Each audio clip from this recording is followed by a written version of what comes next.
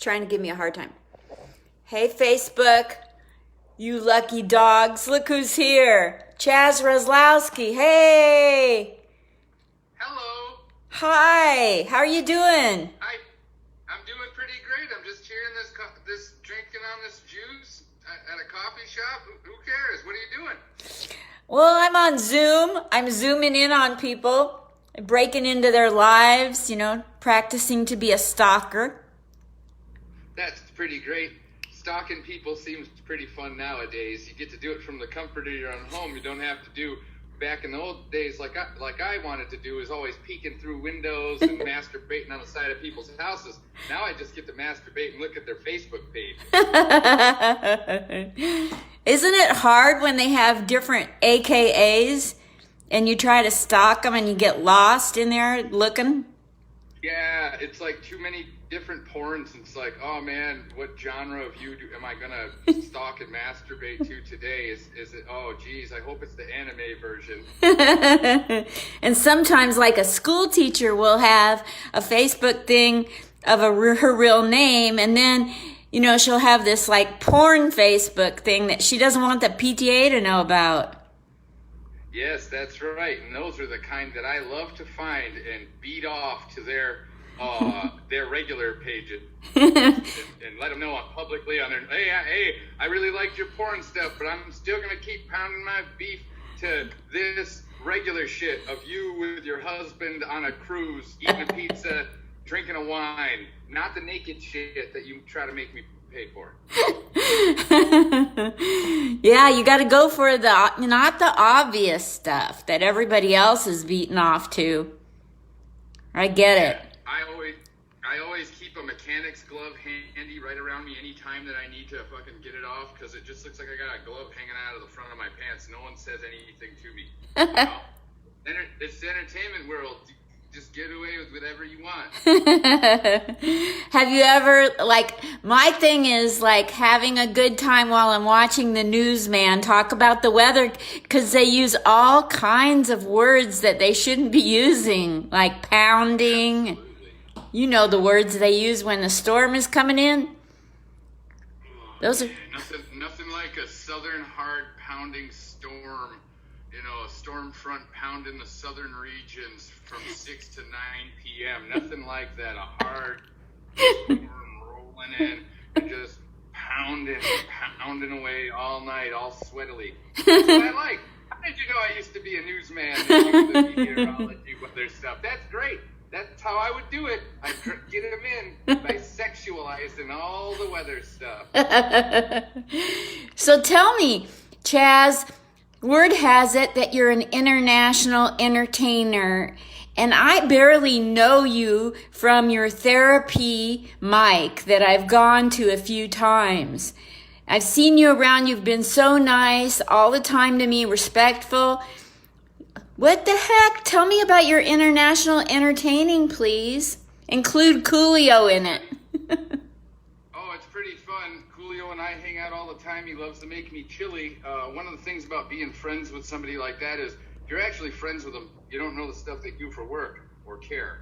He has a cookbook out. You guys can go buy Cooking with Coolio, and he always cooks me meals. We hang out and go on fun adventures all the time. He's real fun. He's kind of like having the best uncle that you're not related to. They can do anything you want with, not in a sexual way, but just hanging out dudes, nothing of that nature. The other thing is yes, I am an international entertainer. I've been pretty much in every major place on this planet performing my stuff, and I'm the host of a very well-known podcast called The Magar Hour, and we have a full-grown way of life. We've been practicing this way for very many years now. This is our 12th year. And I've been banned from Malaysia. I've been banned from Northern Ireland for my behaviors. If you look up Magar Hour Malaysia, you'll be able to enjoy one of our episodes that was broadcast to the entire country, illegally, of course, and that's how I got myself banned from that beautiful country. Oh, Malaysia, you're so beautiful. I miss you every day. If you're watching this, Malaysian secret police, thanks for not whipping me in the streets in Sharia law and letting me come home with all of my fingertips and my penis. Thank you so much. You can look up the Magar Hour. It's great, a really great show. And I also love to host shows in Los Angeles, Hollywood, and I love to host shows here in my beautiful home of Las Vegas. I'm a Las Vegas native, and I believe in the people that are here as a community, and that's why I host and open up venues for people to do their comedy, and why I like to do my comedy while I'm hosting. This is something I do want to say is, if you are a host and you're a comedian, you are not just one or the other. You're all the hats at once. So don't get yourself beat down. Oh, I'm just the host. Exactly. You're the reason why those people want to know these comedians, because you're showing them off. You're showing off the comedy. Showing the goods. You dangle them out in front of everybody in public. You flick that big fat bick out at a school, at a studio, at a church. You flick that bick out at a gas station. That's probably going to cause some people are going to be upset. But you can always flick your big fat juicy bick out anywhere and dangle it around for everyone to see. Comedy most of the time comes from truth and reality. So if you live a really fun life like you do, Linda, and like I do, we're adventuring all the time. Best thing to do is get on stage and tell people about it so they can adventure too. Yes. When I go to therapy, what I noticed about you, Chazz, is that you can wing it for an hour with people. You go through the whole crowd and do crowd work with every person. You take the mic right up to them. Yes. Yeah, it's so amazing. They're part of it. Yeah, you make all of the walls in the room disappear. That's the whole point, and we should all just be completely transparent and enjoy those moments of comedy. A lot of us work hard. A lot of us work hard in the world, and a lot of us work hard during jobs and other types of talents that we have. So during parts of the week where you want to enjoy yourself, what do you want to have a good time, or do you want to feel all weird? I'm not going to make you feel weird. I'm going to make you giggle and pee your pants. When I walked in and saw you for the first time at Ocha, and you were on stage performing for the first time in your own mic, hosting it, I thought, I've just walked into the presence of greatness, and I'm not blowing smoke up your behind. Well, thank you very much. Thank you very much for that. That really touches my heart. And I had no idea you were an international entertainer until I found that out today. Oh yeah, I learned from an old man that he said to me, Chazz, you do everything, man, and if you tell them everything you're doing at once, they're gonna think you're an asshole. And I was like, you're right. So I do things, and I let people know things about me very small. And a lot of people during this day and age, they can use the internet to research this random, giant, smiled, crazy person named Chazz, and they can find out everything about me by typing in Chazz Razzlowski into the internet, or Chazz Raz into the internet. Boom. It's all there for you to enjoy, and you can see my journey that has been documented electronically, and you can see, hey, I can do this too, and that's part of the goal here, is what I'm trying to do when I do perform, and you showed up and saw how I perform and what I do, and how I get people to enjoy themselves, and it's an inspiration to me to see people happy. I want people to be happy. I want them to be. It's my own greedy, selfish thing, is that I want people to be happy and smile and enjoy themselves. And if I get that, that's how I get off. You know, you found out I'm jerking off to regular old Facebook pages. I'm not on beating my wiener to everything else, but I really appreciate that you say that, because I work hard to make people laugh, and I try to do things no one's ever heard of. I try to perform a certain way no one's ever seen, and I try every show to make you laugh a different way. Wow. Laugh a different way. So it's just some of the things I've been taught by some of the great guides that I've had at the Comedy Store in the beginning infancies of my performance life. Lou Deck, Mitzi. I could just go on and on and on and on and on and name names. Don Barris, Joe Rogan. I can just name names. Jeff Ross, Jeff Dunham. And just keep on naming all the people who have been there. Earl Skakel, who have been there for me and loved me and helped me. And Jeff Richards. I love him.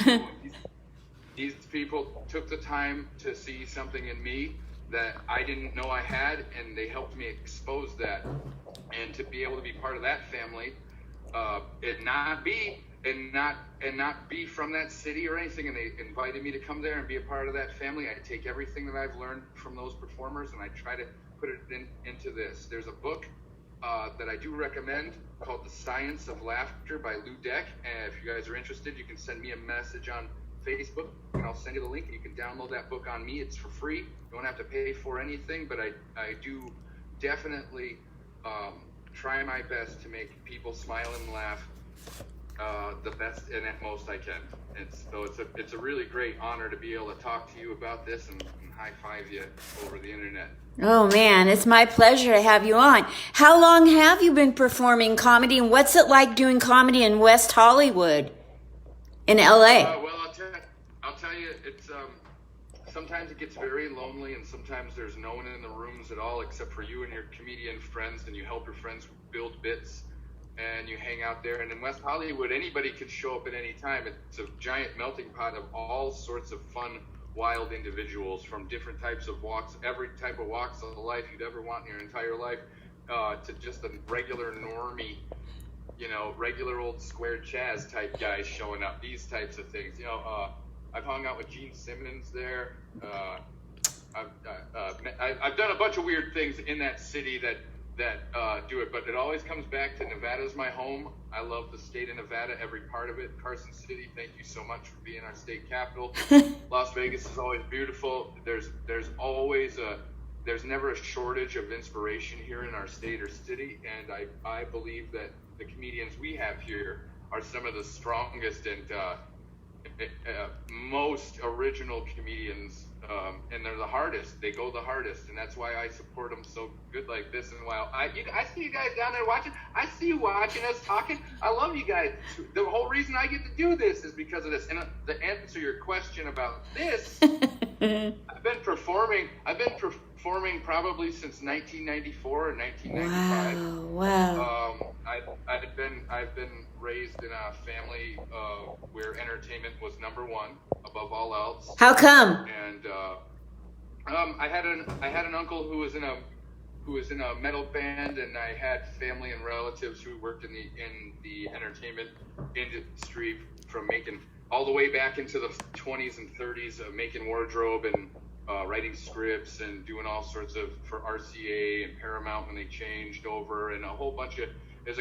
I could sit here for a lot longer than the time that we're allotted and tell you really great stories, and that's why you come to the McGar Hour and you come hanging out with me, and I'll tell you every story there. But since I've been a very small child, I've always been making music, editing videos, taking photographs, playing with action figures, doing stop motion, doing it, all the things that I've been taught as a young man. As an adult now, I use those things to entertain folks. Wow. I want you to be entertained. I look up to you, Linda Smith. You're a great inspiration, and ever since we've met, you've been so sweet to me, and you've done the same thing that I like now as an adult man, performer dude that I do. I like to bring people up, and I like to do the Robin Williams. I know how it feels to feel useless, and I would never want anyone to feel that way, so I work hard.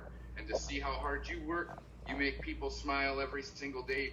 When you come and perform at my shows, and you're there, it's one of the best times. You see me run around all over the place, but I'll stand in one spot and watch you, because you are somebody that I definitely look up to and appreciate. Thank you so much for having me with you today, too. You bet. I'm going to let you go. Is this about your time? Do you want to go? Do you want me to leave? Because I'll just sit here all damn day and say everything to you want. I haven't smoked my daily scorpions or my ET fingers yet, but I'm rocking and rolling and say whatever you want. So if you got any questions for me, you can ask me whatever you want. I'm not going anywhere until you say, get out of here. Chazz, get out of here. It's 5:41. I have a question. You talk about being in California, helping people at Comedy Store build bits. Yeah. So, I want to throw out a bit to you and see how you would build it with me. Yes. So we've been locked away. My parents went through the Holocaust. Okay? And what's given me inspiration is, thinking about what Anne Frank had to go through. And she didn't have Facebook.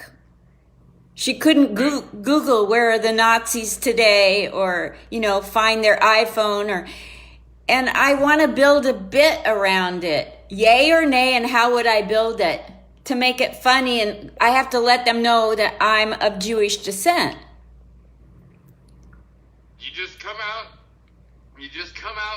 and don't make fun of Jewish people ever on comedy. Don't make fun of banks. Don't make fun of Jewish people. Never. So Anne Frank has got to be able to live with some sort of laser. Something happened. Nazis are getting snapped in and she doesn't get, nothing bad happens to her. Nothing. Cool. There's no way. And also, if you're locked up in a basement and you've got people hunting you down in this modern day and age, you know, Chris Hansen, God bless you, brother. You're the boy to hunt those hiding creeps down, and I'll take my glasses off for that. Oh, Chris Hansen. That's all I gotta say. If you're gonna write a bit about Anne Frank being stuck in a basement in modern day stuff, Chris Hansen's gonna be involved with that. Okay. But hey, Shalom Shabbat. If you're gonna make jokes and make sure the goyim are into it, you get them giggling around. You're like, hey, you guys now all know what it's like to be Anne Frank. Remember what the joke that I just made previously? I posted it for some people to utilize. Hey, guess what, everybody? It's 420. Happy Hitler's birthday, y'all. Finding out what it was like during Hitler's birthday, aren't you? Isn't it great? Woo! And everyone laughs, or they send me hate mail and tell me that I fucking kill myself. But I haven't killed myself yet, and I won't do it. I'm not gonna kill myself. No. I'm not gonna. I don't plan on it. If I die, George Bush's gardener killed me, guys. So I need to go get a time machine and go back to Anne Frank and make her like the Bionic Woman or Wonder Woman. Yeah, you give her a laser. You've got to teach her how to use it. You've got to let her not be scared because you're gonna look all weird to her in the future. Like your future, you now, 2020 Linda showing up in the 40s. Like, you're going to scare the shit out of this kid with a cell phone and all this flashing lights and talk of Donald Trump. It's going to be you're going to have to make sure you travel 2 weeks before she goes into the fucking basement or the attic. And you're going to have to, you got to have a pre-situation. You're like, okay, Anne Frank, we're hooking you up so you don't get killed by these Nazi fucks. But this is some scared shit. The internet doesn't work here. Oh, fuck. Dang it, I brought the thing and we don't have the internet here. What the fuck? Better just bring her a flashlight and a gun. And don't give her any of that fancy Nazi chocolate that they have. They have like a fancy Nazi chocolate that you could eat, and it was called Coca-Cola back in the day. It was filled and meth. That's what you get to survive this. So there you go. Thank you so much. You did the whole... That's a free one for you. I'll take it. Thank you so much, Chazz Razzlowski. Oh my God. I'm gonna work on that. Absolutely. Like there's anything left to do with it. End up locked in an attic. Yeah. You end up in the attic. Nazis trying to get you. So do you have anything to say from a comedic point of view of observations of idiots during a pandemic?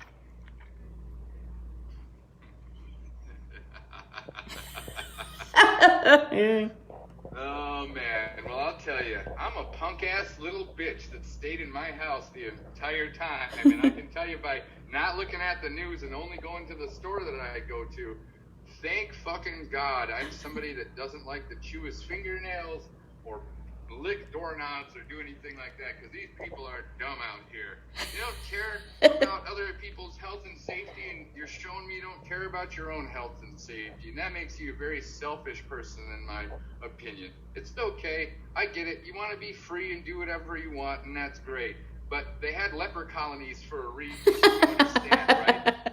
Nobody was complaining when everybody was giving each other leprosy and shit and giving each other these diseases, and they're like, okay, let's go do it, and they locked them all away. Everybody was high-fiving them, so don't be one of those people and do that. Just follow the rules and the guidelines till they're over, and we get to enjoy the rest of our lives, and we get to open a new chapter into humankind. We didn't lose everybody. Everybody was creaming their jeans about how we're all gonna die. We didn't, though. and that's due to a lot of us following the stay-at-home order and being good citizens of this planet. Yes. Everyone. Not just in America, these greedy mayonnaise-sucking fucks don't get it. But like, it's not just America here. Everywhere is having some serious problems, and you have to be safe so we don't have any more. I love every human that I meet for the most part, unless you treat me bad. So if you're gonna be healthy and you're gonna be smart, thank you very much. If you're gonna be dumb, I'm gonna be there to give you gloves. I'm gonna be right there to pull a box of gloves out of my shit. I'll be like, hey, I got a box of gloves. Do you need gloves? Do you want to put some gloves on? Do you need to put some gloves on so you don't spread your stick booger picking disease everywhere?